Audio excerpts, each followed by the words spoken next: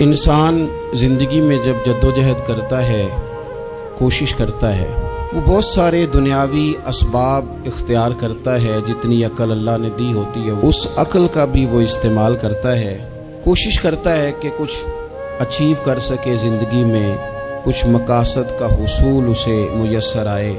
عزیز بھائیوں، ایک بات اپنے ذہن میں اچھی طرح بٹھا لیں اور لکھ لیں کہ زندگی میں جو کسی بندے کو کامیابی حاصل ہوتی ہے وہ رب تعالیٰ کی مدد سے حاصل ہوتی ہے۔ اگر رب تعالیٰ مددگار ہو تو پھر کوئی چیز بھی رستے میں رکاوٹ نہیں بنتی، اور اگر مالک کریم کو منظور نہ ہو تو انسان بہترین سیاستدان ہو، اچھا ایڈمنسٹریٹر ہو، اس کا ذہن بڑی وسعت رکھتا ہو، بڑی اچھی پلاننگ کرنا جانتا ہو، سارا کچھ ہو، تو بندہ ناکام ہو جاتا ہے۔ مسلمانوں کو جتنی کامیابیاں ملی ان کا پس منظر صرف اتنا تھا کہ اللہ تبارک و تعالیٰ نے اپنے بندوں کی مدد فرمائی، اور اب تعالیٰ نے قرآن مجید میں اس حقیقت کا بیان کیا، فرمایا بل اللہ مولاکم، فرمایا بلکہ اللہ تمہارا مولا ہے، وَهُوَ خَيْرُ النَّاصِرِينَ، اور وہ بہترین مددگار ہے۔ وہ جو رب تمہارا مولا ہے وہ بہترین مددگار ہے، اور اگر وہ مدد کرے تمہاری، سورہ آل عمران میں آگے جا کے ارشاد فرمایا اگر اللہ مدد کرے تو پھر تم پر کوئی غالب نہیں آ سکتا، اور اگر وہ تمہاری مدد چھوڑ دے تو پھر کوئی تمہاری مدد کر سکتا، کوئی مدد نہیں کر سکتا۔ بدر کی جنگ بھی اور فتح مکہ بھی رمضان المبارک میں ہوا ہے۔ میں دونوں پر غور کر رہا تھا تو ایک نیا مضمون میرے ذہن میں آنے لگا۔ بدر کی جو جنگ ہے اس میں بھی ایک عجیب انقلاب آیا ہے کہ 313 نے 1000 سے مقابلہ کیا، اور جن 1000 سے مقابلہ کیا وہ اسلحے سے لیس تھے، اور یہ جو 313 ہیں ان کے پاس 6 زرہیں، 8 تلواریں، چند گھوڑے، لیکن اللہ نے کامیابی دی تو خود رب نے بیان کیا کس طرح دی، فرمایا وَلَقَدْ نَصَرَكُمُ اللَّهُ بِبَدْرٍ وَأَنْتُمْ أَذِلَّةٌ۔ وہ کامیابی اس طرح ملی ہے کہ رب نے تمہاری مدد کی تھی، تم تو کمزور تھے، اللہ نے بدر میں تمہاری مدد کی، تم جیت گئے۔ وَلَقَدْ نَصَرَكُمُ اللَّهُ بِبَدْرٍ وَأَنْتُمْ أَذِلَّةٌ، اللہ نے بدر میں تمہاری مدد کی، تم تو کمزور تھے۔ پھر فتح مکہ نصیب ہوئی تو اس میں بھی بہترین منصوبہ بندی نبی پاک علیہ السلام نے فرمائی، بہترین حکمت عملی حضور نے اپنائی، لیکن ہمیں جو اللہ رسول نے بات سمجھائی وہ کیا ہے؟ اذا جاء نصر اللہ والفتح، فرمایا جب اللہ کی مدد آئی اور فتح نصیب ہو گئی۔ یہ اللہ نے مدد فرمائی تمہاری، یہاں بھی فتح مکہ بھی اللہ کی مدد سے، جنگ بدر بھی اللہ کی مدد سے۔ وہ جو مدد ہے اللہ تعالیٰ کی، جب وہ ہم یہ کرتے ہیں کہ ہم اپنی ساری زندگی سیاست کی نظر کر دیں، ہماری سیاست صرف ملک میں نہیں ہوتی، ہماری سیاست خاندان میں بھی ہوتی ہے، ہم گھر کے اندر بھی سیاست کرتے ہیں، ہم کسی خاص طریقے سے لوگوں کو اپنے پیچھے چلانا چاہتے ہیں، ہم ایک خاص اسلوب اختیار کرتے ہیں کہ لوگ ہمارے پیچھے چلیں۔ اس کا نقصان ہمیں یہ ہوتا ہے کہ سیاست جو ہوتی ہے یہ شطرنج کے ہیر پھیر کی طرح ہوتی ہے، تو اس کے راز بڑی جلدی کھلنے لگ جاتے ہیں، پتہ چل جاتا ہے کہ بندہ مخلص نہیں تھا، سیاست کر رہا تھا، طریقے سلیقے سے اس نے جوڑ کے رکھا ہوا تھا۔ ہم ہر جگہ سیاست کے بل بوتے پر چیزوں کو لے کے چلنا چاہتے ہیں، سیاستیں ناکام ہو جاتی ہیں، سیانے لوگ فیل ہو جاتے ہیں، بچتا صرف وہی ہے جس کے پیچھے رب تعالیٰ کی مدد شامل حال ہوتی ہے۔ اپنی زندگی کے اندر ہم جو کچھ بھی کر رہے ہیں، جس شعبے سے بھی ہمارا تعلق ہے، آج ہم نے اس بات پہ غور کرنا ہے کہ پہلے تو یہ غور کر لیں کہ جو کام ہم کر رہے ہیں کیا وہ کام ایسا ہے کہ اس میں اللہ کی مدد ہمیں ملے گی؟ اگر آپ کوئی معاذ اللہ ناجائز کام کر رہے ہیں، فعل حرام کا ارتکاب کر رہے ہیں، تو اس میں تو مدد الہی آئے گی نہیں۔ پہلے تو یہ دیکھیں جو کر رہے ہیں وہ کام مدد الہی والا ہے، اور اگر اللہ تعالیٰ کی مدد والا وہ کام ہے پھر اس پر غور کریں کہ کیا ہم نے مالک سے مدد کا سوال کیا ہے، ہمیں مدد میسر آ رہی ہے۔ وہ میں نے بزرگوں سے ایک بات سنی تھی، وہ بڑی یاد رہ گئی۔ وہ فرمایا کرتے تھے قابلیت بھی بڑی چیز ہے لیکن قبولیت سب سے بڑی چیز ہے۔ قابل ہونا بھی بڑی بات ہے لیکن زیادہ بڑی بات یہ ہے کہ اس کی بارگاہ میں قبول بھی ہے کہ نہیں۔ اپنی زندگی میں اللہ کی مدد کی طرف بڑھیں، मालिक की मदद का हुसूल इख्तियार करने की कोशिश करें, अल्लाह के साथ अपने आप को जोड़े। अगर अल्लाह की मदद नसीब हो, ये जो हम जितना डरते रहते हैं, सहमे रहते हैं, परेशान रहते हैं, कोई क्या कर देगा, हमारे यहाँ ना हर शोबे में माज़अल्लाह एक माफिया है, इल्ला माशाअल्लाह। वो माफिया कहता है मेरे साथ मिलोगे तो मैं चलने दूंगा, वरना मैं नहीं चलने दूंगा। मार्केट में आ ही नहीं सकता फलाना बंदा, क्योंकि यहाँ हमारा कब्जा है। और मेरे भाई, फिर बहुत सारे लोग जिनकी नीयतें और इरादे बड़े अच्छे होते हैं शुरू में, वो भी उस माफिया का शिकार हो जाते हैं और उनके रंग में रंग जाते हैं।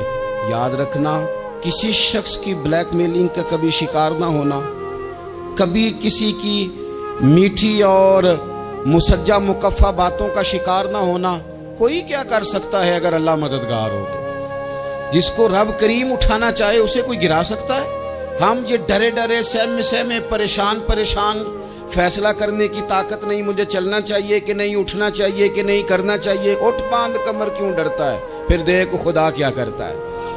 हजरत अब्दुल्ला इब्न अब्बास फरमाते हैं, मेरे नबी पाक अलैहिस्सलाम ने मेरी तरबियत फरमाई, हुजूर ने मेरी तरबियत फरमाई। और महबूब पाक अलैहिस्सलाम ने फरमाया, अब्दुल्ला याद रखना, ये नौजवान दोस्त मेरी बात लिख लें, परेशान लोग मेरी बात लिख लें, जिनके पास कुव्वत फैसला नहीं वो इस बात को लिख लें।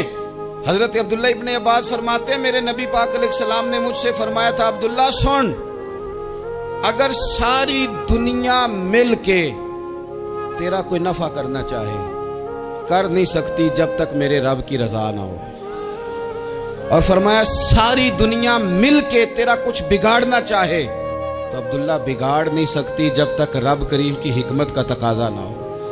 लोगों से डरना, लोगों की तरफ देखना, माहौल देख के अपने राह का तायुन करना, हर बंदे के ख्यालात के मुताबिक ढलने की कोशिश करना, फलाना ना नाराज हो जाए, फलाना ना नाराज हो जाए, वो जिसने होना हो जाए, बस रब रसूल नाराज ना हो। अपनी जिंदगी में अपने मालिक को मौला जान के, बलिल्लाहु मौलाकुम, अल्लाह तुम्हारा मौला है, वहुव खैरुन नासिरीन, वो बेहतरीन मददगार है। तवज्जो जब भी करें रब की जानिब करें, अपने दिल का किबला दुरुस्त रखें, सोचों के जाविये सीधे रखें। मेरे भाई, मालिक जब बंदोबस्त कर देना, जब मालिक बंदोबस्त करते हैं, फिर ऐसा बंदोबस्त करता है कि लोगों के पास ना चारा नहीं रहता। हजरत मरियम रदियल्लाहु ताला अन्हा पाकबाज थी, मस्जिद में रही थी, पर मालिक की हिकमत के तकाजे बड़े अजीब है ना। फिर जनाब मरियम को अल्लाह ताला ने बगैर शौहर की औलाद अता कर दी। ये बात ही ऐसी थी। ओ किसी ने कहा था कि मखलूक तो फनकार है इस दर्जा के पल भर में, संगे दरे काबा से भी असनाम तराशे, तुम कौन हो क्या चीज है दागे कबाबी। लोगों ने तो मरियम पे भी इल्जाम तराशे। तो लोगों ने कहा किधर से ले आई बच्चा, तेरा बाप तो ऐसा नहीं था, कहां से ले आई?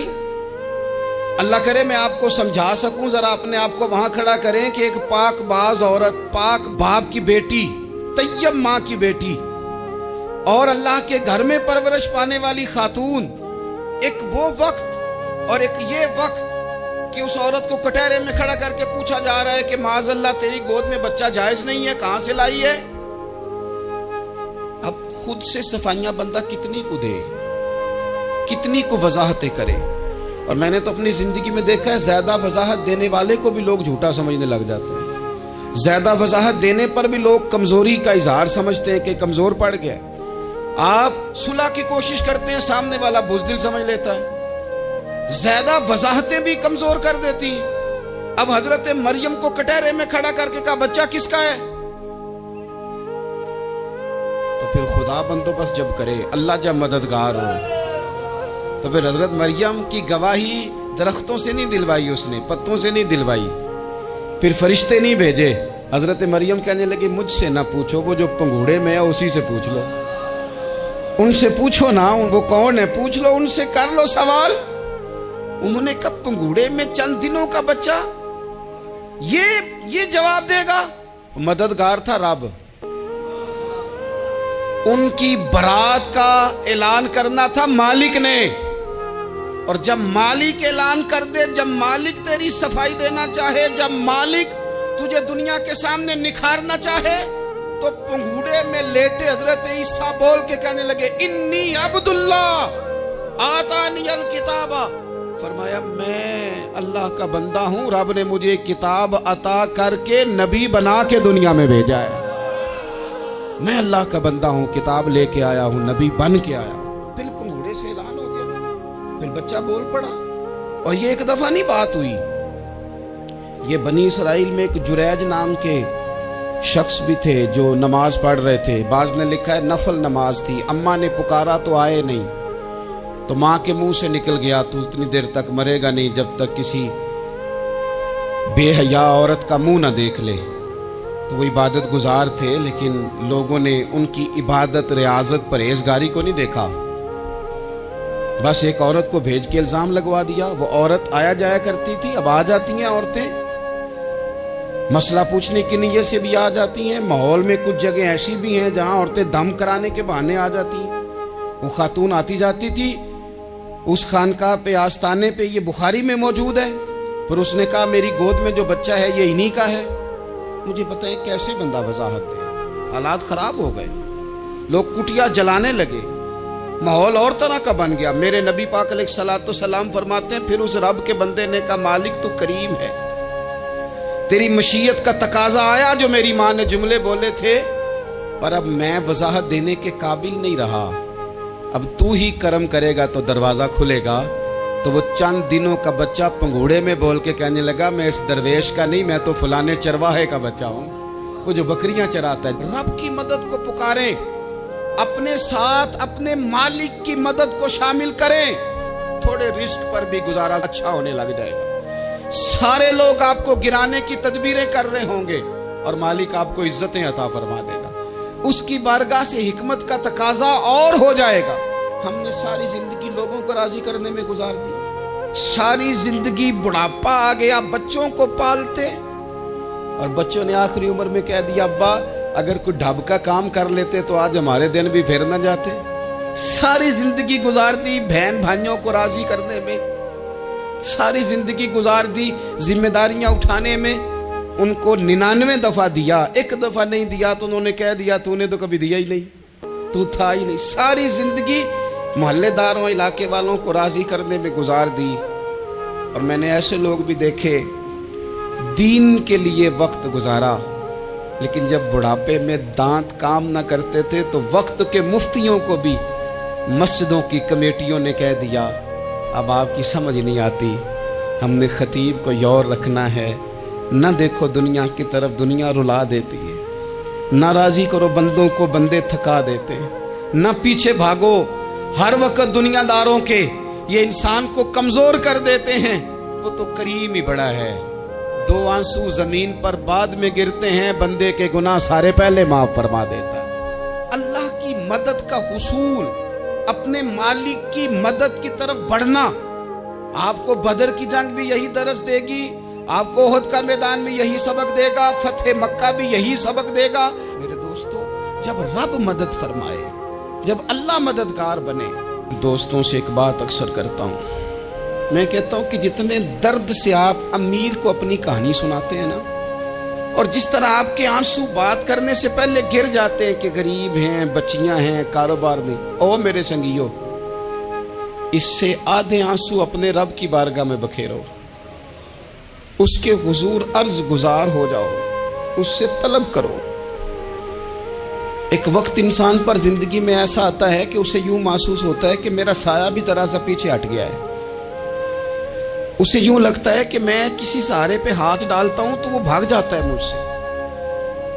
लेकिन मालिक की बारगाह ऐसी अजीम बारगाह है, रब रसूल के आस्ताने इतने बड़े हैं कि आप जब वहां कशकोले तलब दराज करते हैं तो झोली फैलाने में देर लगती है, उनको भरने में तो कोई देर नहीं लगती। हमने अपना सोच का किबला ही दुनिया को बना लिया। ये जो अल्लाह वालों की मदद है ये तो है अल्लाह ही की मदद है, लेकिन ये जो सेठों की तरफ तवज्जो करना, नवाबों की तरफ तवज्जो करना, दुनियादारों की तरफ तवज्जो करना और अपना मिजाज इस तरह का बना लेना, यारो गर्दन को झुका देता है खैरात का पत्थर, जहां में मांगने वालों के सर कभी ऊंचे नहीं होते। اور اقبال کہتے ہیں غیرت ہے بڑی چیز جہان تگو دو میں، پہناتی ہے یہ فقر کو تاج سردارا۔ میں عرض کروں گا کہ اپنی آپ جب توجہ کا قبلہ اللہ رسول کو بنائیں گے تو رب فرماتے وَيَرْزُقْهُ مِنْ حَيْثُ لَا يَحْتَسِبُ، میں نہ تجھے وہاں سے رزق دوں گا جہاں سے کبھی تیرا گمان بھی نہیں گیا ہوگا، یہاں سے بھی مل سکتا ہے، تو نے سوچا بھی نہیں ہوگا۔ بخاری شریف میں حدیث ہے، حضرت جابر ابن عبداللہ فرماتے ہیں نبی پاک صلی اللہ علیہ وسلم نے نا 300 لوگوں کا ایک لشکر روانہ کیا کسی مہم کے لیے، کسی جہاد کے لیے۔ حضرت ابو عبیدہ بن جراح رضی اللہ تعالیٰ عنہ امیر لشکر تھے۔ فرماتے غربت اتنی زیادہ تھی، بھوک اتنی زیادہ تھی کہ ایک ایک کھجور دن میں ایک وقت کھانے کو ملتی تھی، اور کچھ دن ایسے آئے کہ اب کھجور بھی نہیں مل رہی۔ فرماتے اتنی زیادہ بھوک لگی مجاہدین کو 300 بندہ پتے کھا کے گزارا ہونے لگے۔ یہ بخاری میں موجود ہے۔ آپ فرماتے کہ دریا کے کنارے ہمارا پڑاؤ تھا، ٹھہراؤ تھا، جب بھوک سے نڈھال ہو گئے نا وَيَرْزُقْهُ مِنْ حَيْثُ لَا يَحْتَسِبُ، اللہ وہاں سے روزی دیتا ہے، گمان بھی نہیں ہوتا۔ فرماتے ایک مچھلی اللہ تعالیٰ نے دریا کے کنارے بھیجی، فرماتے ہیں وہ تھی تو مچھلی پر پہاڑ جتنی تھی۔ بخاری میں لفظ ہیں، حضرت جابر ابن عبداللہ رضی اللہ تعالیٰ عنہ فرماتے ہیں 300 آدمی 18 دن تک اس مچھلی کو کھاتے رہے، مچھلی ختم ہی نہیں ہوئی۔ مچھلیاں نہیں، مچھلی کہتے ہیں 18 دن 300 بندہ کھاتا رہا، مچھلی ختم ہی نہیں ہوئی۔ اور فرماتے ہیں کہ اس کی ہڈی نکال کے، کانٹا کہیں گے آپ اپنی زبان میں، کہتے ہیں وہ نکال کے نا تو اس کو کھڑا کیا نا جب، تو اونٹ کجاوے سمیت اس کے بیچ سے گزر جاتا تھا، 2 اس کے کانٹے جوڑے۔ فرماتے ہیں وہ اس کا گوشت ہم کھاتے تھے اور اس کی چربی بطور تیل کے ہم جسموں پہ ملتے تھے، بیماروں کو اس سے سکون آتا تھا، تندرستی شفا ہوتی تھی۔ فرماتے ہم کھایا بھی ہم نے، اور کچھ لے کے ہم مدینے بھی گئے، اور قربان جائیں نبی پاک نے بھی اس میں سے کھایا۔ ہم نے عرض کی حضور یہ معمہ کیا ہے، یہ ماجرا کیا ہے؟ تو محبوب نے فرمایا تمہارے پاس غذا نہیں تھی، رب نے تمہارے لیے بندوبست کیا ہے، اللہ نے تمہیں دیا ہے۔ مکان شروع کر لیا، ایک صاحب نے مکان بنانے لگے، آپ وہ حساب لگا رہے ہیں، کہتے ہیں میرے پاس اتنے پیسے ہیں، اتنے میں نے فلانے دوست سے کہنا ہے اس نے دے دینے، اتنے فلانے رشتہ دار سے کہنا ہے اس نے دے دینے، اتنے فلانے سے کہنا ہے اس نے دے دینے۔ یہ ساری کاپی بنا کے مکان شروع کر لیا۔ جو روز کہتا تھا نا کوئی حکم ہو جاتے 10 سب سے پہلے اس کو کہا میاں پیسے چاہیے دین، وہ کہندا ہو کل ہی منڈا ٹوریا ہے، کدے تو پرسوں 10 داتے لب جانے سن۔ میں آپ کو اپنے تجربے کی بات بتا رہا ہوں۔ جن لوگوں کا خیال ہوتا ہے نا کہ آپ سٹارٹ کریں فلانا کام، ہم آپ کے ساتھ ہیں، اللہ کا ہی کوئی نظام ہے، وہ بالکل بھی نہیں ساتھ ہوتے۔ لیکن ایسا نہیں ہے کہ کوئی ساتھ نہیں ہوتا، اللہ تعالیٰ بڑے اسباب پیدا کرتا ہے، وہاں سے دیتا ہے جہاں سے گمان بھی۔ ہمارا یہ ذہن بن جاتا ہے ہم ساری اپنے حساب سے چلتے، اتنے رشتہ داروں سے، اتنے کون آپ کے ساتھ چلے گا، سوال ہی نہیں پیدا ہوتا۔ یہ سارے کام چھوڑ کے سب سے پہلے 2 رکعتیں پڑھو، اپنے رب کی بارگاہ میں، رسول کائنات کی بارگاہ میں گزارشات اور استغاثے پیش کرو، وہاں سے خیر طلب کرو۔ دنیا دار کیا دیں گے، کیا دے سکتے ہیں، کیا حیثیت ہوتی ہے کسی، اللہ کہتا ہے وہاں سے دوں گا۔ تو جو اللہ مال دے وہ لینا چاہیے کہ رشتہ داروں کا مال دیکھنا چاہیے؟ جو اللہ دے وہ لینا چاہیے کہ سیٹھوں نوابوں کی جیبیں دیکھنی چاہیے؟ جو اللہ دے وہ قبول کرنا چاہیے یا دیکھنا چاہیے کون سا آدمی کہاں پہنچ گیا؟ چھوڑو، اپنی مٹی پہ چلنے کا سلیقہ سیکھو۔ کسی کے سنگ مرمر پہ چلو گے تو پھسل جاؤ گے، پھسل جا۔ اس پر ایک اور بات عرض کر دوں، صحیح بخاری سے، مسلم سے ایک اور بات، کچھ چیزیں ایسی ہیں جن سے اللہ کی مدد آتی ہے، مدد ملتی ہے۔ ایک چیز ان میں سے ایسی ہے جس سے بہت مدد نازل ہوتی ہے، وہ ہے کہ جب رب آپ کو دے نا تو پھر آپ بھی اس کے رستے میں دیں، پھر مدد آتی ہے، پھر اور آتا ہے۔ بخاری مسلم میں حدیث ہے، یہ زیادہ ہی توجہ طلب امر ہے، اس پر آپ غور کریں گے۔ حضرت ابو ہریرہ فرماتے ہیں کہ نبی پاک علیہ السلام نے فرمایا ایک شخص نے بادلوں کے اندر سے آواز سنی کہ فلاں آدمی کا کھیت اور باغ خشک ہو گیا ہے، وہاں برسو اور اس کے کھیت کو سیراب کرو۔ وہ بڑا حیران ہوا کہ بادل سے آواز آ رہی۔ پھر اس نے دیکھا کہ ایک پہاڑی پر بارش ہوئی، وہ بادل وہاں برسا، پھر نالیوں سے ہوتا ہوا پانی ایک طرف چلا تو جس نے آواز سنی تھی حضور بیان کر رہے ہیں، وہ بھی پیچھے پیچھے چلا کہ پانی کدھر جا رہا ہے۔ اس نے جا کے دیکھا کہ ایک مقام پہ ایک باغ کو وہ پانی لگ رہا ہے اور ایک آدمی وہ پانی لگا رہا ہے۔ اس نے اس سے پوچھا تیرا نام کیا ہے؟ اس نے کہا کیوں؟ کہنے لگا بتا نا۔ اس نے نام بتایا تو کہنے لگا یہی تو وہ نام ہے جو میں نے بادلوں کے اندر سے سنا ہے کہ فلاں کے کھیت کو پانی دے دو۔ اس نے کہا یار تو کیا عمل کرتا ہے کہ اسپیشل تیرے لیے بارش برسے؟ یہ بخاری پڑھ رہا ہوں، سیاستہ سے حدیث عرض کر رہا ہوں۔ اس سے پوچھا تو کیا کام کرتا ہے کہ جناب اللہ تبارک و تعالیٰ کا حکم کرم آیا کہ خاص تیرے لیے پانی برسے اور تیرے کھیت کو سیراب کرے؟ تو اس نے کہا چھوٹا ذمہ دار ہوں، پر جب فصل اگتی ہے تو 3 حصے کرتا ہوں۔ ایک حصہ اپنے بال بچوں پہ، بہن بھائیوں پہ خرچ کرتا ہوں، ایک حصہ پورا، اور ایک حصہ دوبارہ کاشتکاری پہ لگاتا ہوں، اور تیسرا حصہ خالص میں نے مسکینوں، یتیموں اور غریبوں کے لیے رکھا ہوا۔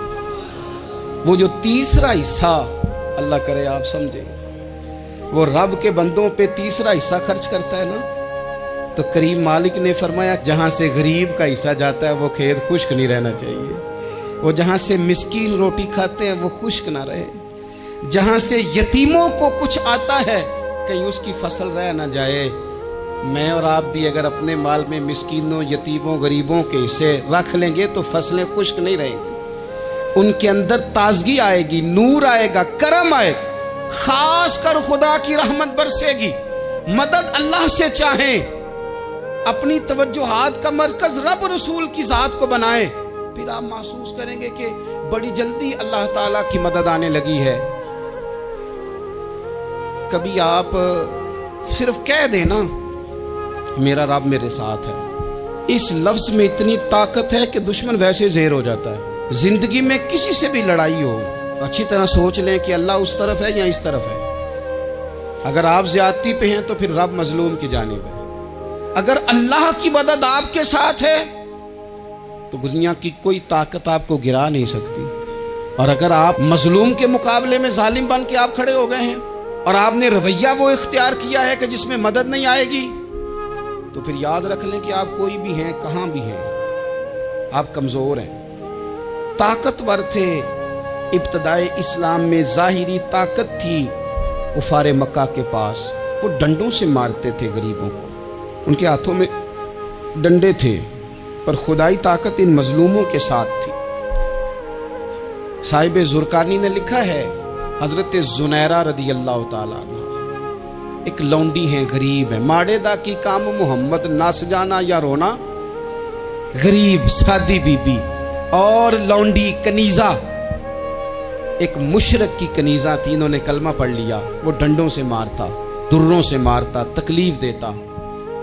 حضرت زنیرہ رضی اللہ تعالیٰ عنہ کو اتنا مارا، اتنا مارا۔ اب آپ ایک اور پہلو پر بھی غور کریں، مار بھی پڑ رہی ہے پر خدا ادھر ہی ہے، اللہ کی مدد ادھر ہی ہے۔ رب کہتا ہے کہ پہلے تو صبر کرنا، ان اللہ مع الصابرین، تو صبر کرے گا تو پھر رب کی معیت ملے گی، ذرا ٹھہرنا، تو تھوڑا ڈٹنا۔ ان الذین قالوا ربنا اللہ ثم استقاموا تتنزل علیہم الملائکہ، تو کہے اللہ میرا رب ہے، پھر تو پہلے ڈٹ، پہلے تو نے ڈٹنا ہے۔ ثم استقاموا، جو ڈٹ گیا، تتنزل علیہم الملائکہ، ڈٹنے والے کے لیے مدد آتی، پہلے تھوڑا ٹھہرنا پڑتا ہے، پہلے تھوڑا صبر کرنا پڑتا ہے، حوصلہ کرنا پڑتا، اس کے بعد مدد آتی۔ مار پڑ رہی ہے، مارا جا رہا ہے حضرت زنیرہ کو، ان کا مالک جو ہے ظاہری آقا وہ مار رہا ہے، یہ کنیزہ ہے، اتنا مارا، اتنا مارا، ان کی بینائی چلی گئی، نظر آنا بند ہو گیا۔ ابو جہل آیا اور کہنے لگا زنیرہ دیکھا نا ہمارے بت تیری آنکھیں لے گئے، معاذ اللہ، لات و منات ہمارے بتوں نے تجھے اندھا کر دیا۔